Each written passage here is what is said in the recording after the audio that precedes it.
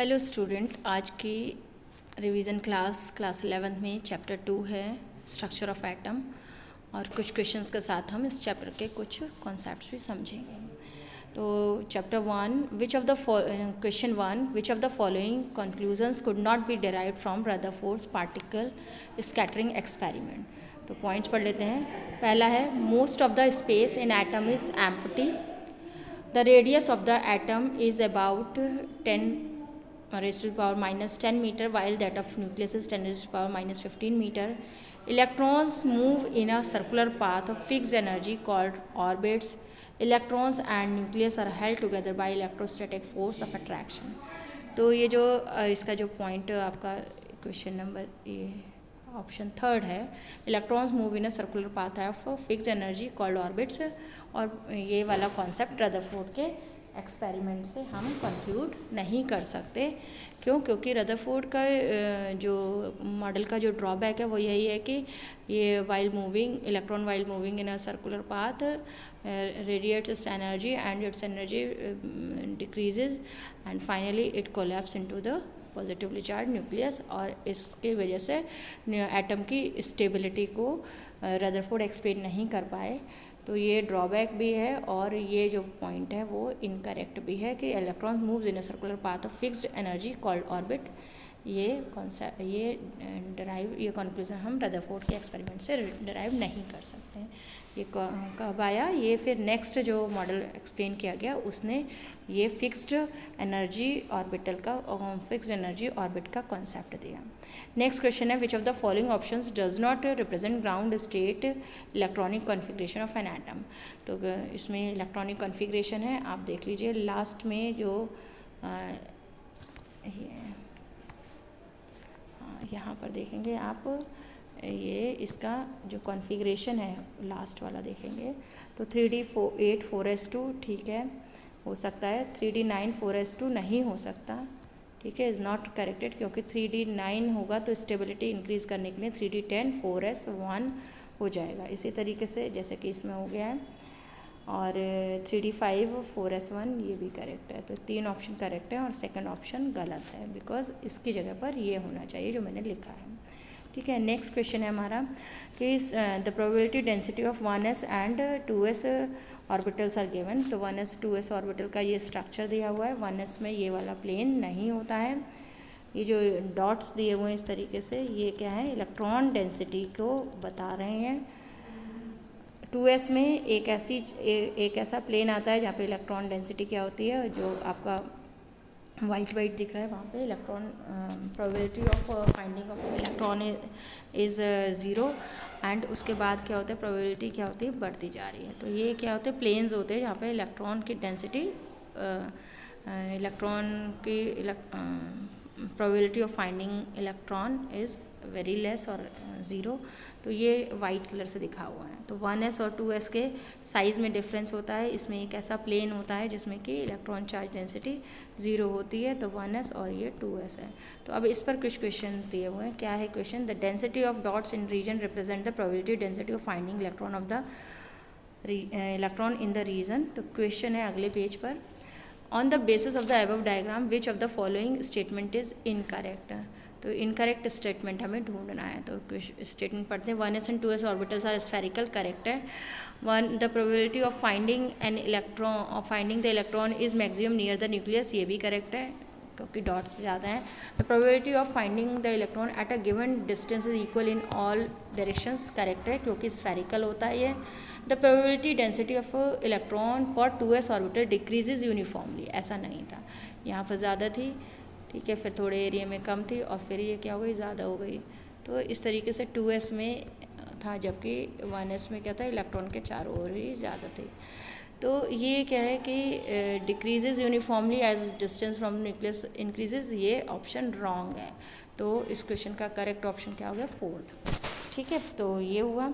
Next question है which of the following statement is not correct about the characteristics of cathode raise.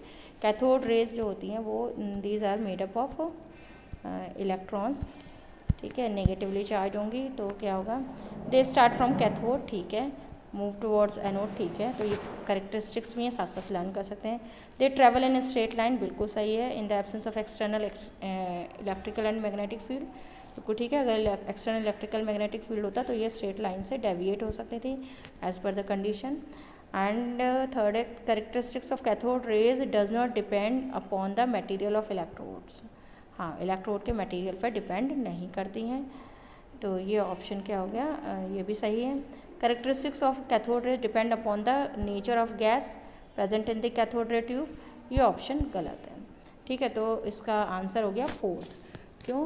क्योंकि cathode rays की characteristics cathode ray tube में भरी हुई gas पर भी डिपेंड नहीं करती हैं, जबकि ये दोनों जो थर्ड पॉइंट और फोर्थ पॉइंट है, एनोड रेज की अगर हम करेक्टरिस्टिक्स देखेंगे तो एनोड रेज की जो करेक्टरिस्टिक्स हैं वो इलेक्ट्रोड के मटेरियल और ट्यूब के अंदर भरी हुई गैस, उसके नेचर दोनों पर डिपेंड करती हैं। तो ये दो एक ही क्वेश्चन से हमने बहुत सारी चीज़ें और समझी। फिर आता है हमारा which of the following statement about electron is incorrect, वो तो आप आसानी से पहचान सकते हैं। It is negatively charge, correct है। The mass of electron is equal to the mass of neutron, ये रॉन्ग है, ठीक है, क्योंकि इलेक्ट्रॉन का तो मास नेग्लिजिबल होता है, जबकि न्यूट्रॉन का जो मास होता है it plays important role in the mass of the atom. और क्या, it is the basic constituent of all atom, correct है। It is a constituent of cathode ray, correct है। तो इसका आंसर क्या हो गया 2, विच इज़ इनकरेक्ट ऑप्शन। आपको इनकरेक्ट ऑप्शन ढूंढना है। फिर आता है which of the following properties of atom could not be explained correctly by Thomson model of atom. Thompson के मॉडल से क्या एक्सप्लेन किया जा रहा है, ओवरऑल न्यूट्रलिटी ऑफ एटम, बिल्कुल सही, ठीक है। थॉमसन का मॉडल बेसिक सबसे पहला मॉडल था, हम हिस्टोरिकल इंपॉर्टेंस के साथ उसे पढ़ते हैं। तो overall neutrality of atom is maintained by Thomson. उसने कहा था कि पूरा मास और पॉजिटिव चार्ज यूनिफॉर्मली डिस्ट्रीब्यूटेड रहता है और उसमें इलेक्ट्रॉन्स जो होते हैं वो एम्बेडेड रहते हैं। तो ये थॉमसन का मॉडल था जो कि ओवरऑल न्यूट्रलिटी ऑफ एटम को करेक्टली एक्सप्लेन करता है। बाकी के जो 3 है, spectra of hydrogen atom, position of electron, proton, neutron in atom, stability of atom, ये थॉमसन मॉडल एक्सप्लेन नहीं करता है, ठीक है। फिर आता है 2 atoms are said to be isobars. Isobars आपके जो होते हैं वो कौन होते हैं, जैसे कि आप कैल्शियम देख लें 40 और एक आइसोटोप आर्गन का देख लें उसका भी 40 होता है। इसका एटॉमिक नंबर 18 और इसका 20। तो इनका एटॉमिक नंबर तो डिफरेंट होता है बट मास नंबर क्या होता है, सेम होता है। अब मास नंबर क्या होता है, न्यूट्रॉन और प्रोटॉन का एडिशन होता है, और एटॉमिक नंबर क्या होता है, सिर्फ प्रोटॉन बताता है। तो आप देख लें, they have same atomic number but different mass number, wrong हो गया। They have same number of electrons but neutrons, ये भी रॉन्ग है। They have same number of neutrons but different number of electrons, wrong हो गया। Sum of the protons and neutron, यानी कि ये हो गया sum of the protons and neutrons is same but the number of protons is different. तो answer हो गया आप फोर्थ, इस क्वेश्चन का आंसर फोर्थ करेक्ट है जैसा, ठीक है। अब नेक्स्ट क्वेश्चन है हमारा कि the number of radial nodes for 3p orbital.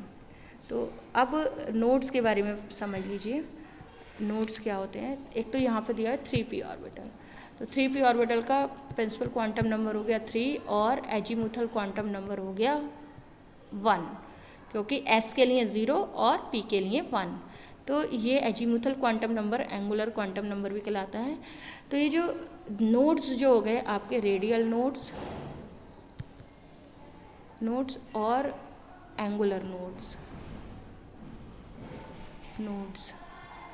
और इन दोनों को मिला के टोटल नोड्स, ठीक है। ये तीन में से कोई भी क्वेश्चन पूछा जा सकता है। तो एंगुलर नोड्स क्या होते हैं, वो equal to angular quantum number या एजीमुथल क्वांटम नंबर। तो 3p के लिए ये हो गया आपका एंगुलर नोड्स, यानी 1 एंगुलर नोड हो गया, ठीक है। इसी तरीके से टोटल नोड्स होते हैं n-1। तो रेडियल नोड्स क्या होगा, टोटल में से l माइनस कर दीजिए, यानी n-1 में से -l कर दीजिए। तो आपके रेडियल नोड्स कितने आ गए, इस आंसर में कितने आ गए, n-1 हो गए, 3 - 1 यानी 2, -1 यानी 1। तो रेडियल नोड्स कितने हो गए, इज़ 1।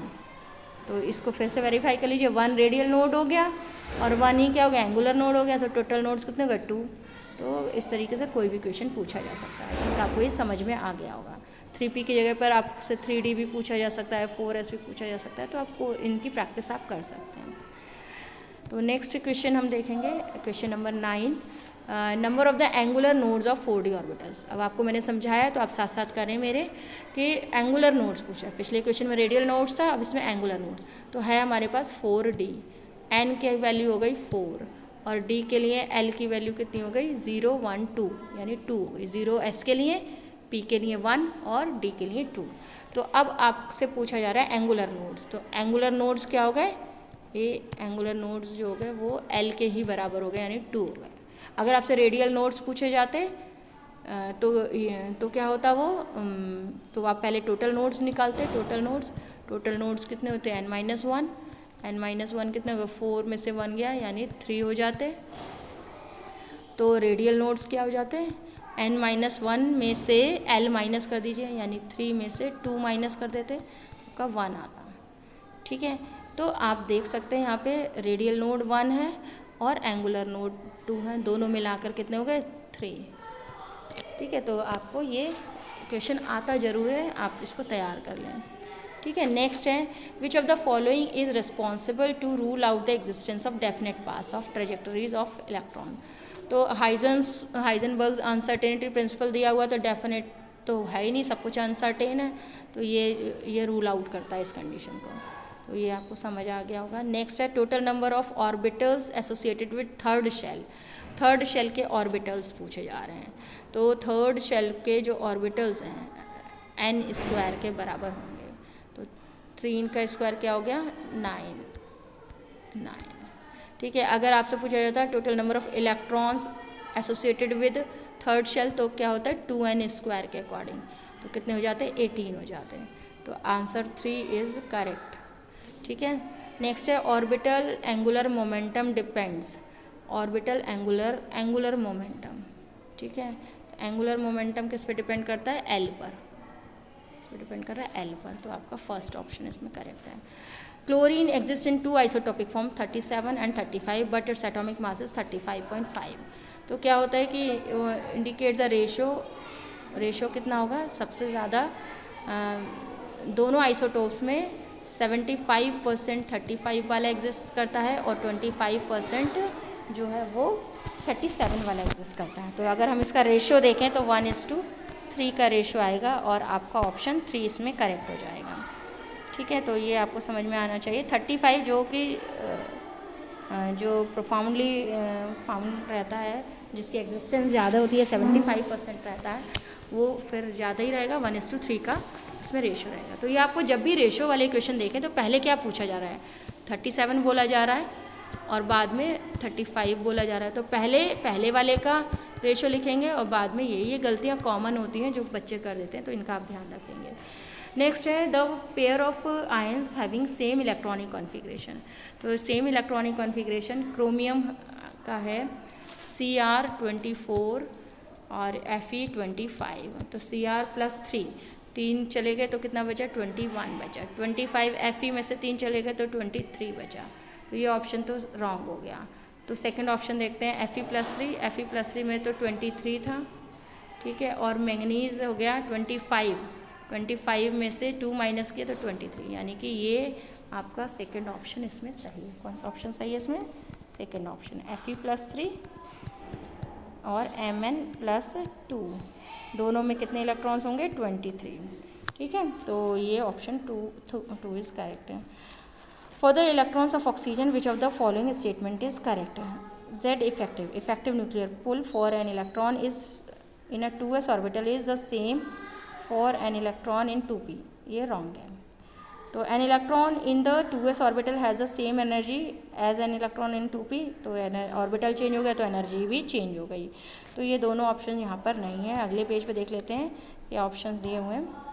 अगले पेज पे ऑप्शन है Z effective for an electron in 1s is the same as Z effective for an electron in 2s, ये भी गलत है।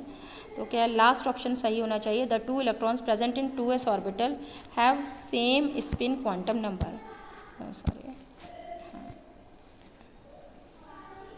क्या है कि 2 electrons present in 2s orbital have spin quantum number